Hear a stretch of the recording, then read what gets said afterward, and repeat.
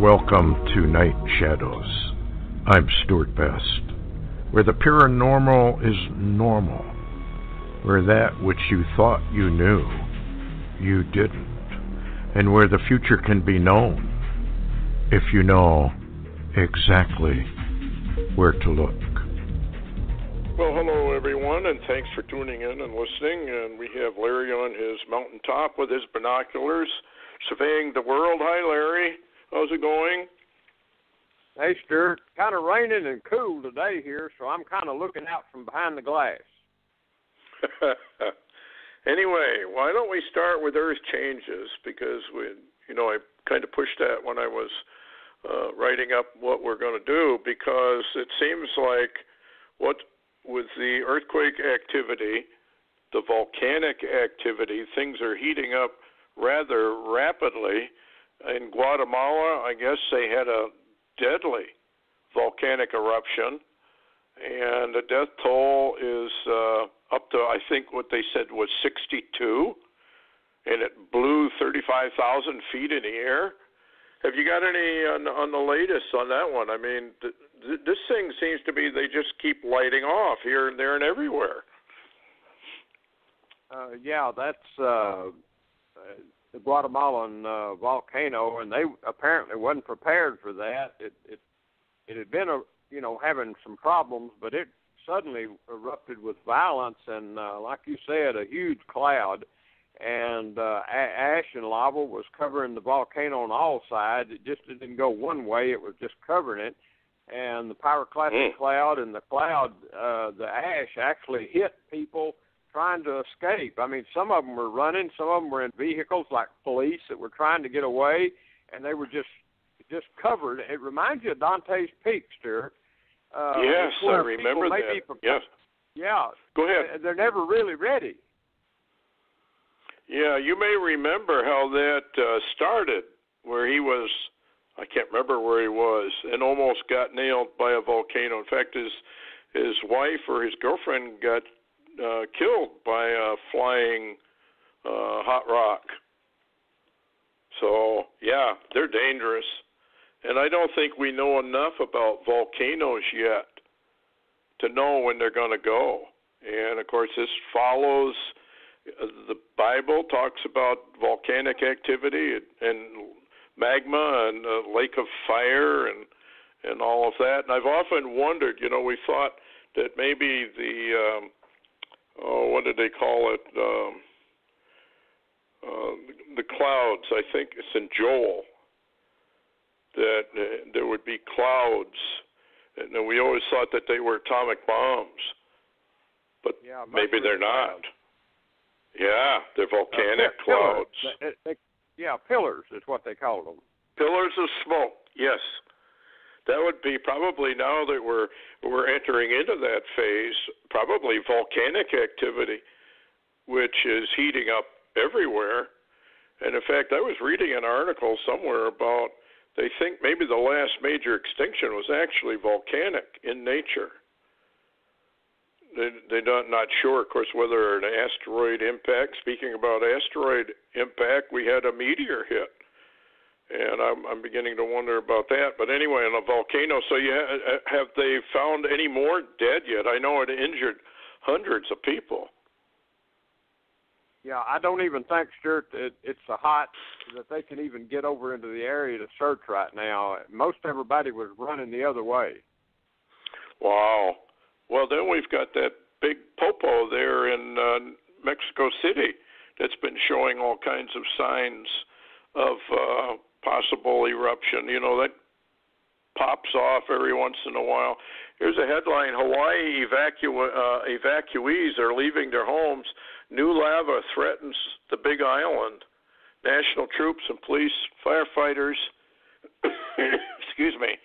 ushered the last group of evacuees from off, I guess, the area. But now the other volcano there, Mauna Loa, is showing signs that they've mounted some cameras there to keep an eye on it. So I think the one's going to trigger the other.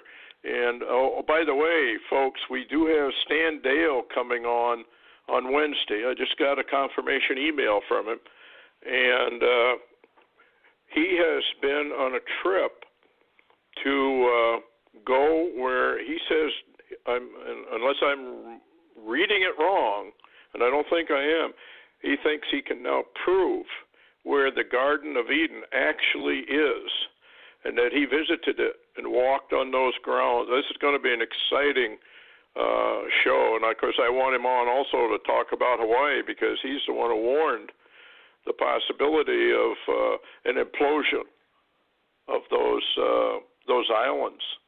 And of course the Native Americans have long maintained that we're going to see a lot of volcanic activity, huge rifts opening up, sinkholes, all kinds of things.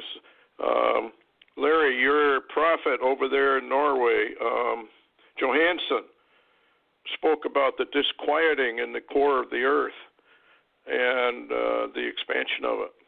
What do you think about this thing, though, on the Big Island? This looks like this is just getting worse by the day. And you had, what, a 5.8 quake? Yeah, it's building towards a 6 or greater, and Stan's very concerned because he said that what the islands are built upon, which is nothing but volcanic ash, basically, and you know, it's not. He said if it begins to really shake with some big ones, they're in trouble. All the islands are in trouble. Wow. Yeah. So the last one I've heard 5.5, but then I heard a 5.8. That it was actually a 5.8. Yeah. Not only that, Stewart, they're saying that in the last 24-hour period, there's been 500 earthquakes or more shakes at that site. So it is really moving. I got a picture of there's a smiley face inside that crater. And now they say the crater's kind of, the scientists don't understand what's going on. But if you look at the picture, it almost looks like the crater is starting to implode upon itself, which is exactly what Stan said could happen. So, and I believe this is just the beginning, folks.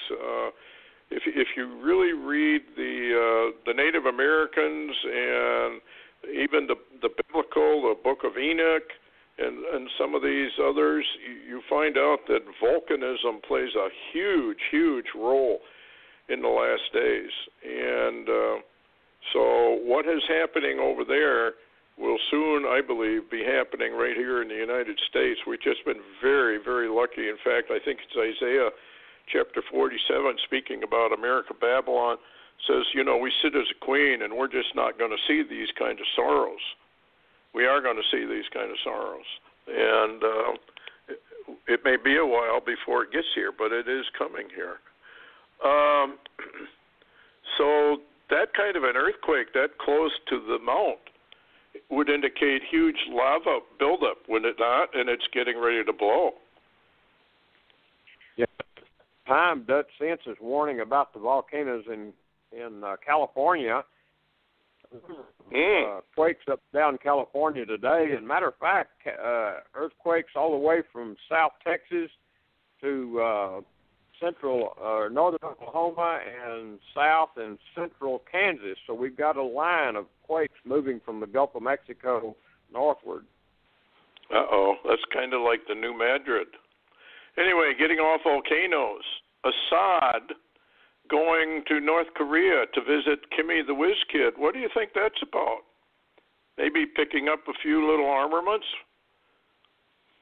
Well, as you well remember, Stewart, you know, the North Koreans were the ones that set up and were running a nuclear facility inside Syria, and Israel attacked it and destroyed it.